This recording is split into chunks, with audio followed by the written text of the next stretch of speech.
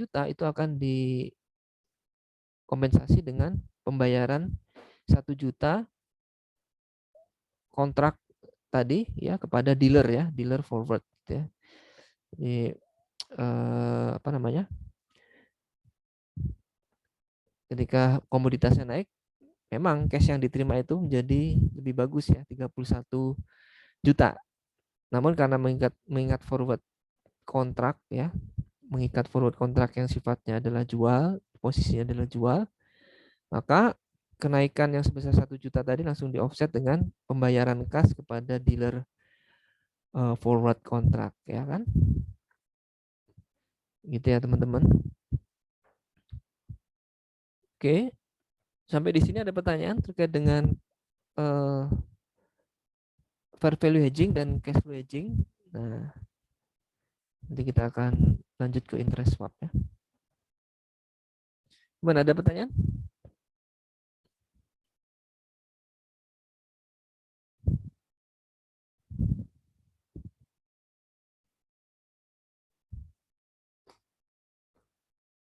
Nggak ada? Jelas ya? Semoga apa yang saya sampaikan ini cukup jelas.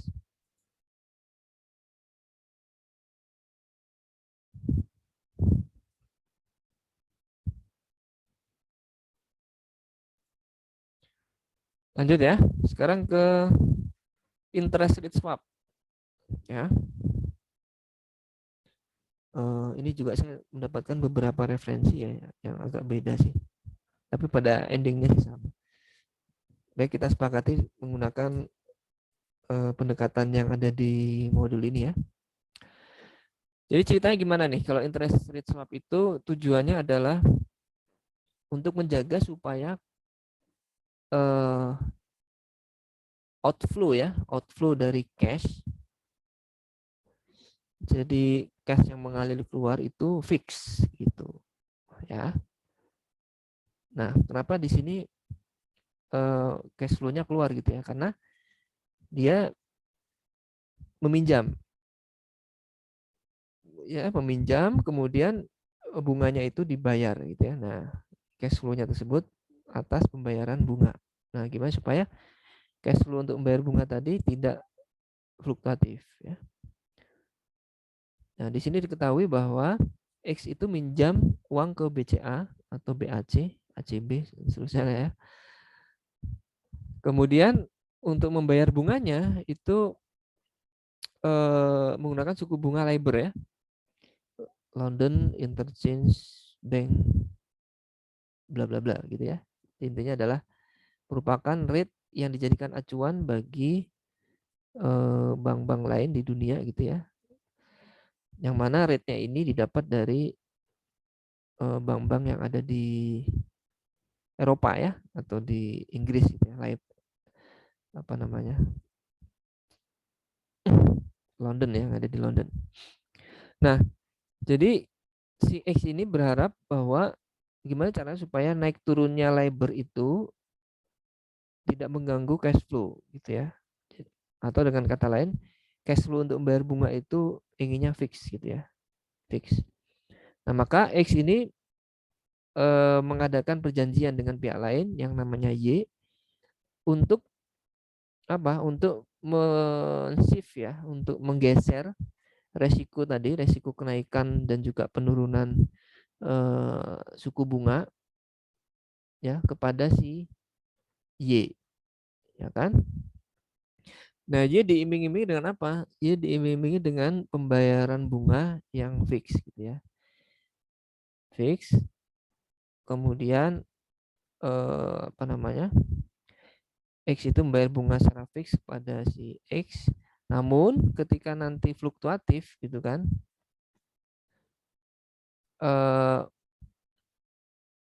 sorry gini ya, X mengenakan bunga, pembayaran bunga itu ke Y itu fix, tapi si Y mengenakan bunganya itu kepada si X secara fluktuatif ya, menggunakan LIBOR. Jadi apa iming-imingnya? Jadi misalkan nanti LIBOR-nya itu apa namanya naik gitu kan, LIBOR naik ya si siapa? Si Y-nya akan mendapatkan bagian yang floating ya, yang naik. Tapi untuk si dari X ke Y itu bayarnya adalah fix gitu ya.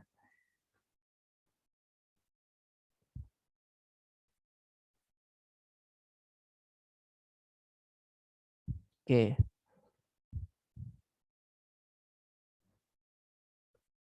Nah, kita ilustrasikan seperti ini ya. Jadi X itu punya kewajiban membayar bunga ke BCA itu ya variabel ya, variabel. Nah, dia ingin alihkan ini dari X ke Y gitu ya. Caranya X dengan Y bertukar gitu kan, interest gitu kan. Supaya nanti gimana X itu membayarnya fix ya kepada si Y. Ya, kemudian nanti Y menetapkannya LIBOR gitu ya. Ya semacam menggeser aja resikonya dari BCA ke Y di mana dia menggunakan ketentuan ini ya, fix. Nah, adakah keuntungan kerugian bagi si X gitu kan? Keuntungan kerugian secara umum tidak ada. Kenapa? Karena apa? Karena dia pembayaran cash flow-nya itu fix ya, fix pada si Y.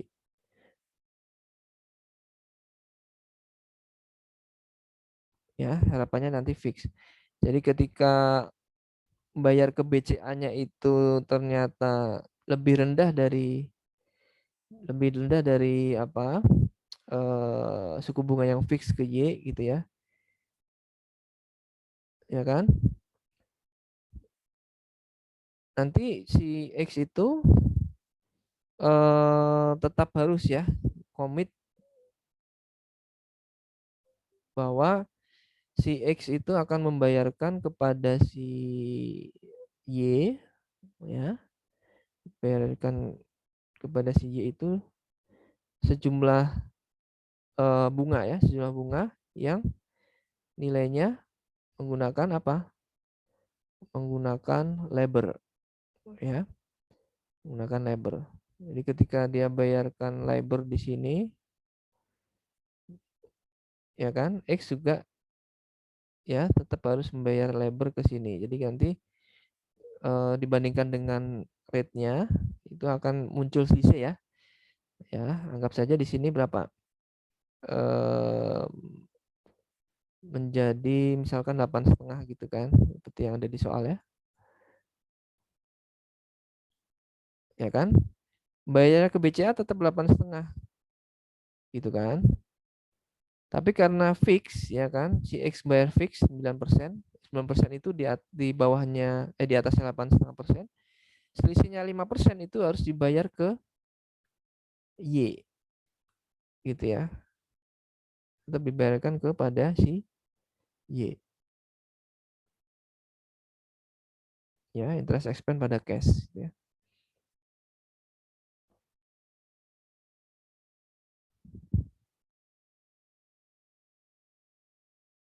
Oke ya. Kemudian sebaliknya, kalau misalkan nanti si X ini eh, labornya ini ternyata lebih tinggi dibandingkan fixnya, ya kan? Dia bayar ke BCA-nya itu tentunya lebih tinggi ya, di atas 9. Misalkan di sini contohnya apa? 9,25 gitu ya. Kalau 9,25 ya kan? Dia bayarkan ke sana, lalu ke dari X ke Y pengennya kan fix ya, tetap 9% gitu kan.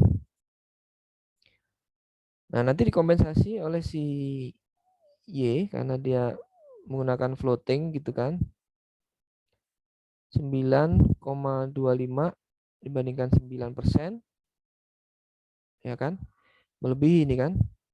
Kalau dengan labor melebihi, batasnya kan 9%. Maka kelebihannya tadi akan dibayarkan kepada si X gitu ya. Dibayarkan kepada si X besar 0,25% gitu ya.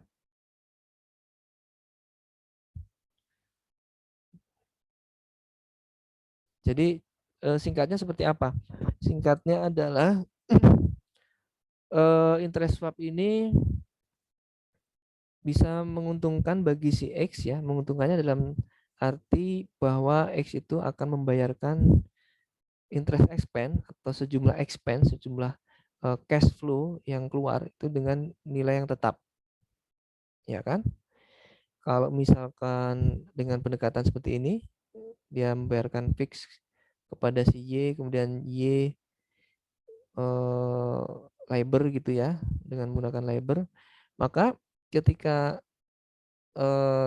apa interestnya itu interest rate-nya itu mengalami penurunan ya, dia membayar ke BCA-nya memang turun gitu ya, tapi kan dia komit bahwa dia membayar fix bunga 9% kepada si Y, jadi harus tetap dibayarkan 9% ke Y. Nah, caranya adalah dengan melihat sisinya saja ya, dari labor plus 2% dengan 9% gitu kan.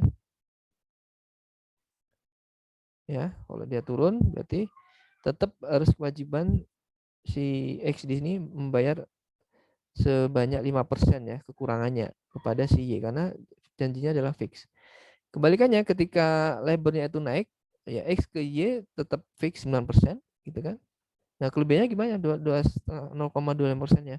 0,2%-nya itu justru sebaliknya, si Y akan membayarkan sejumlah bunga gitu ya, kepada si X yang nilainya 0,25% ya pada si X. Nah, overall X itu cash yang dikeluarkan itu fix ya. Nah, cara ngeceknya gimana? Kita lihat di tabel ini ya, yang paling atas. Ini ya teman-teman semua. Jadi perjanjiannya adalah gini. Dengan BCA dulu ya. Dengan BCA itu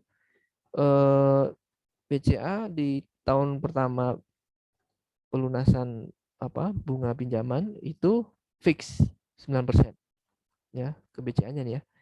Kemudian di tahun berikutnya itu menggunakan rate labor ya di tahun ini ditambah 2%. Ya, misalkan untuk pelunasan utang bunga utang ya 2010, rate-nya gunakan labor akhir tahun 2009 plus 2%. Nah, itu ya. Jadi ini nanti akan geser-geser gitu ya, bunga yang dibayarkan kepada BCA. Ya, ini ke BCA dulu ya. Kemudian atas fluktuasi gitu, fluktuasi rate dari bunga yang tergantung rate-nya labor gitu kan. Si X ini pengennya stabil gitu kan, bayar bunganya itu stabil. Ya, berapa? Ya 9% lah gitu kan. Nah, 9% ini fix ya. Pengennya fix gitu ya. Berapa? Ya kalau 9% kali 200.000 ya 18 ribuan gitu kan. Panjang tahun sampai dengan pinjaman tersebut selesai. Nah, caranya adalah dia menggeser resiko tadi, fluktuasi tadi ke Y gitu ya. Nah, kita cek ya. Untuk tahun 2009 ya karena dia fix ya 18.000, berarti yang nanti akan dibayarkan adalah 18.000. Kemudian untuk tahun 2010 ya yang dibayarkan ke BCA itu 17.000 ya, 17.000. Oke, 17.000. Dari mana? Ya kan menggunakan perhitungan LIBOR ini. 6,5% ditambah 2% kali 200.000 ini yang dibayarkan ke BCA. Namun karena dia mengadakan perjanjian swap dengan si Y ya, X ini, yang dilakukan adalah tadi apa? Kalau X terhadap Y ya, bunga yang ditetapkannya itu fix 9% gitu kan. Fix 9%, maka dia akan bayarkan nanti kepada Y fix 9%. Tapi Y ke X ya, bebannya nanti inginnya adalah floating menggunakan LIBOR. Ya, digeser dari BCA ke Y gitu ya. Yang bayar labornya itu justru si Y-nya gitu ya. Nah, Nah, gimana ini cara menghitungnya? Tinggal di offset saja ya, antara 9% dengan 8,5%, ya kan? Yaitu 0,5% dikalikan 200 juta. Ya, berapa nilainya? 1.000. Ya, ini dia 1.000 ya. Yang dibayarkan adalah 1.000. Nah, jadi secara cash flow seperti apa yang dialami oleh si X? Secara cash flow bisa dikatakan di sini netral gitu kan. Jadi tetap yang dia bayarkan adalah sebesar 18.000 ya overall ya setiap tahunnya di tahun 2010 di sini ya. Jadi walaupun dia untung gitu, X ya awalnya untung kan karena ternyata bunga labornya itu turun dari fix perjanjian yang 9% gitu kan. Namun dengan adanya swap itu akan dikompensasi keuntungan yang 1.000 tadi dengan kerugian ya, kerugian dari hasil swap tadi. Jadi kan dia harus bayar fix kepada Y 9%, Y ke X itu labor plus 12% ya. Nah, cukup selisih saja di offset gitu kan. Dia bayarkan sebesar 1.000 kepada Y. Jadi secara cash yang dibayarkan tetap 18 ya. 17.000 ke BCA, 1.000 ke Y gitu ya. Nah, itu pada saat labornya itu turun ya di bawah dari perjanjian fix yang 9% tadi. Nah, sekarang kalau misalkan labornya itu naik ya di atas 9%. Nah, katakan di sini 9,25% ya. Jadi naik 0,25%. Oke.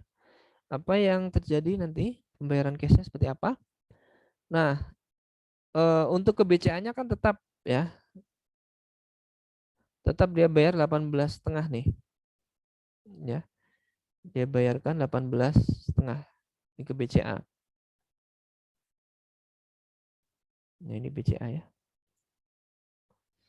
Namun karena dia cukup bayar fix kepada si Y itu 9%, ya kan? Sedangkan Y ke X itu nanti bayarnya labor ya. Maka ada keuntungan ya bagi si siapa X ya. Sebesar 0,25% kali 200.000 ya. Akan diterima sebesar 500.000. Jadi overall dari pembayaran bunga ini yang 18,5 ini dikurangi 500 ya kan, itu tetap nilainya adalah 18.000 ya, fix ya 18.000. Oke, jadi ya ternyata kerugian atau apa namanya tingginya interest rate ya yang fluktuatif tadi yang harus dibayarkan kepada BCA nanti akan dikompensasi dengan penerimaan kas dari Y karena Y ke X itu bayarnya pakai labor, X ke Y bayar expense-nya pakai fix gitu kan 9%. Nah, tinggal selisihnya saja. Nah, selisihnya ternyata positif ya bagi si X ya. Dia akan mendapatkan cash sebesar 500. Jadi sepanjang tahun 2009, 2010, 2011 bisa dikatakan interest expense-nya itu flat ya, sebesar 18.000. Gitu ya, konsepnya seperti itu teman-teman. Bagaimana caranya supaya ketidakpastian tersebut itu digeser ya, digeser ke pihak lain ya. Ini dari BCA ke pihak Y.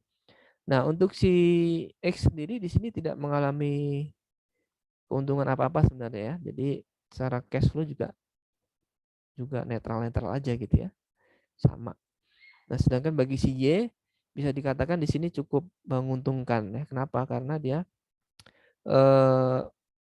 kebetulan labornya itu ya sepanjang tahun di sini secara umum mengalami kenaikan. Ya kan, kalau naik apa namanya? Secara umum ya mengalami penurunan ya 8,5%. Dari 6,5 ke 7,25. Kalau kita bandingkan dengan yang 9% ya ditambah 2% dulu nantinya. Kita bandingkan itu ternyata lebih besar yang diterima dibandingkan yang dibayarkan kepada si X ya. Yang diterima kan 100, dibayarkan 500. Oke. Nah, untuk perhitungannya ya tentu saja di sini menggunakan fair value ya. Kalau nggak menggunakan fair value ya cukup mudah untuk dipahami ya. Untuk yang sederhana itu bisa lah kita tanpa fair value. Namun karena dia sifatnya adalah fair value apa namanya cash flow hedging, biasanya cash flow ini dikaitkan dengan present value ya. Present value maka harus didiskonto. Nah, cara ngitungnya gimana? Untuk yang tahun pertama dulu ya, tahun pertama itu kan perjanjiannya baru dimulai saja gitu ya, belum ada penyerahan apapun atau klaim atas interest expense apapun gitu kan ke X ya, ke Y ya. Maka yang baru kita present value kan di sini bahkan ya yang sudah di present value kan adalah yang pertama bunga di tahun 2009 dan bunga di tahun 2010. Ya kan? Ini kita present value kan seolah-olah dilunasi di tahun ini ya, di tahun 2009. Ya, maka kita tarik present value ke tahun 2009. Ya. Nah, faktor diskonto di sini kita lihat dibagi dengan 8,5%. Jadi nanti ada di penyebut ya. Waktu diskontonya adalah 0,849. Nah, 1.000 ini akan kita diskontokan ya, nilainya menjadi berapa ini? 849 ya. Present value-nya kalau kita bayarkan sekarang gitu seolah-olah ya. Kita bayarkan sekarang atas atas interest yang akan nanti dibayarkan gitu ya. Itu present value-nya adalah 849. Kemudian untuk tahun 2010 pun di sini kita present value-kan 1.000 ya didiskontokan menjadi 922 ya. Kalau kita jumlahkan maka interest rate swap-nya adalah sebesar 1771. Oke, 1771. Kemudian ya di tahun kedua ya, di tahun kedua itu kan eh, apa? Masih 1 tahun lagi ya, masih 1 tahun lagi. Nah, yang kita diskontokan yang mana? Yang kita diskontokan adalah pembayaran nanti ya, pembayaran nanti yang menggunakan LIBOR tahun 2010 ya kan? Kepada siapa? Kepada si Y ya, dari X ke Y. Nah, yang sebelumnya kan yang dibayarkan itu sebenarnya kan 1.000 ini ya, 1.000 ini kan. 1.000 ini, tapi yang 1.000 ini juga ikut dibayarkan. Kenapa? Karena ya, dia mendiskontokan pembayaran di akhir tahun. Jadi ini perjanjiannya adalah di awal tahun sebenarnya ya kepada si X ya, kepada si Y. Ke BCA juga awal tahun dia mendapatkan cash awal tahun. Nah, ini di present value kan, disimulasikan bagaimana jika 1.000 ini dibayarkan pada akhir tahun 2009 gitu ya. Nah, itu tetap dihitung ya. Kemudian di tahun 2010 juga dihitung, diakumulasikan di sini, di present value kan berapa nilainya. Lalu saldo di tahun 31 Desember 2010 itu kan menjadi saldonya itu sebesar 458 ya. Kenapa? Karena yang dia present value kan adalah sebesar 1.000 kali ya, 1.000 kali berapa persen nih yang kita tarik ke sini. Ya, selisihnya adalah 0,5% ya. 0,5%. Ya kan, dari sini kita tarik ya, perbedaannya adalah 0,5%. Ini warnanya harusnya oke, nggak apa-apa ya. Jadi mungkin agak membingungkan.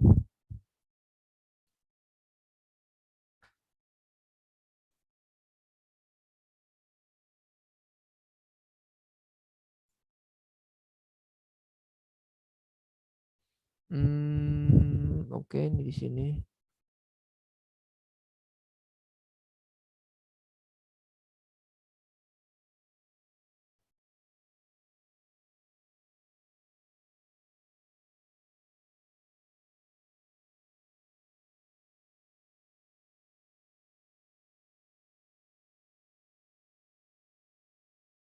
Ya ini selisihnya emang di antara dua ini ya, jadi nggak apa-apa lah ini warnanya saya buat hijau aja. Nggak apa-apa ya.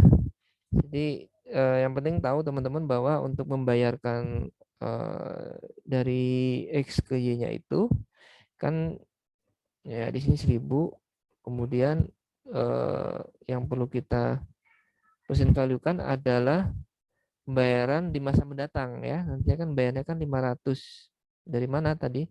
Dari selisih ini ya, 5%, 0,5%, sorry, 0,25% dikalikan 200 ya. Karena sudah diketahui di sini kan bahwa memang bunga untuk pembayaran di masa mendatang di tahun 2011 adalah 9,25% ya. Oke, jadi kayak kayak geser-geser gitulah ya. Ini geser-geser gitu kan. Nah, saldonya adalah bagaimana supaya dia nilainya 458 di sisi kredit ya. Maka nanti harus di-adjust sebesar 229 nih, negatif 229 ya, dikurangkan. Ini kan di sisi debit ya. Yang 1771 ini sisi debit, kemudian nanti di-adjust menjadi 458 di sisi kredit. Itu gimana caranya itu ya? Perlu di kredit 2229 ya. Based on apa? Present value dari apa yang nanti akan dibayarkan ya.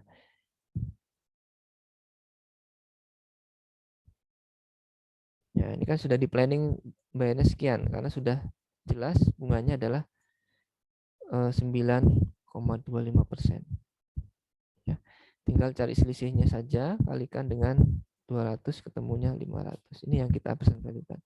Sedangkan yang tahun 2009 tadi ya, tahun 2009 tadi ini yang di present value-kan adalah 1000 ini ya.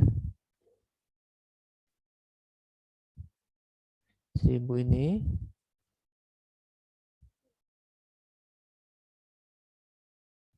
di present value-kan sekaligus nanti yang sorry ini bukan yang ini.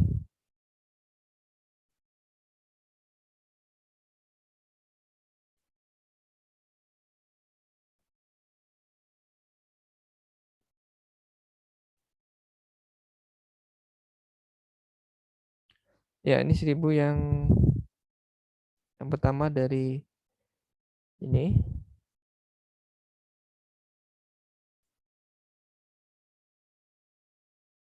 Yang berikutnya nanti 1000 yang sudah dibayarkan di akhir ini ya.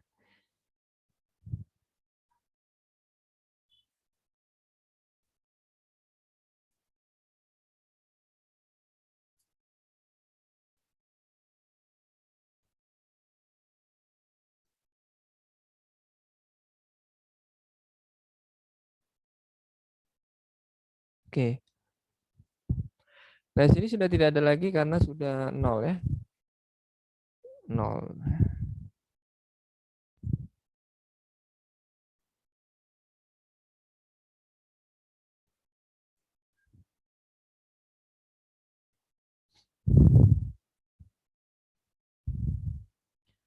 Oke. Jadi present value kan. Ini present value. Nah, di sini nggak ada lagi ya. Di sini 0 ya. Jadi di sini 0. Sudah selesai. Ini panah-panahnya jadi agak membingungkan ya. Nah, gini aja. Oke, teman-teman. Jadi kita lihat jurnalnya. Nah, ini jurnalnya ada beberapa versi nih. Saya gunakan yang ini aja ya.